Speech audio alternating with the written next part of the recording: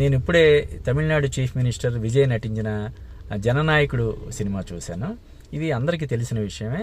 తెలుగులో మన బాలయ్య అనిల్ రావిపూడి కాంబినేషన్లో తెరకెక్కి మంచి విజయం సాధించినటువంటి భగవంత్ కేసరి సినిమాకి రీమేక్గా జననాయకన్ పేరుతో తమిళంలో తెరకెక్కింది. యాక్చువల్గా ఎప్పుడో జనవరిలో విడుదల కావాల్సినటువంటి సినిమా 7 నెలల ఆలస్యంగా ఈరోజు ప్రేక్షకుల ముందుకు వచ్చింది.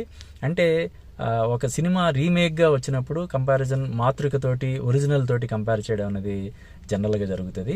అలా కంపేర్ చేసినప్పుడు బాలయ్య పర్ఫార్మెన్స్తో పోల్చితే విజయ్ పర్ఫార్మెన్స్ ఎలా ఉంది, అనిల్ రావిపూడి దర్శకత్వంతో పోల్చితే అక్కడ వినోద్ దర్శకత్వం ఎలా ఉంది అనే కంపారిజన్స్ సోషల్ మీడియాలో జోరుగా జరుగుతున్నాయి. నా వరకు బాలయ్య చాలా బెటర్గా పర్ఫామ్ చేశాడని అనిపించింది.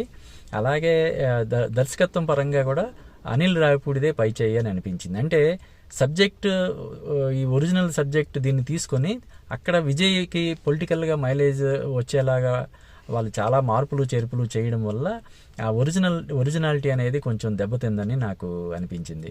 ఈ తెలుగులో మామూలుగానే విజయ్కి మార్కెట్ అంతంత మాత్రం కాబట్టి ఇక్కడ మన తెలుగు ప్రేక్షకుల్ని ఈ సినిమా పెద్దగా ఆకట్టుకునే అవకాశం లేదని నాకు అనిపిస్తుంది. తమిళంలో మాత్రం చాలా పెద్ద విజయం సాధించే దిశగా అక్కడ ముందుకెళ్లే అవకాశం ఉందని వార్తలు వస్తున్నాయి. ఇప్పటికే ఓపెనింగ్సే చాలా బ్రహ్మాండమైన ఓపెనింగ్స్ వచ్చాయని చెప్తున్నారు. అలాగే అంటే విజయ్ కెరీర్లోనే బిగ్గెస్ట్ బ్లాక్ బస్టర్గా నమోదయ్యే అవకాశం ఉందని చెప్తున్నారు.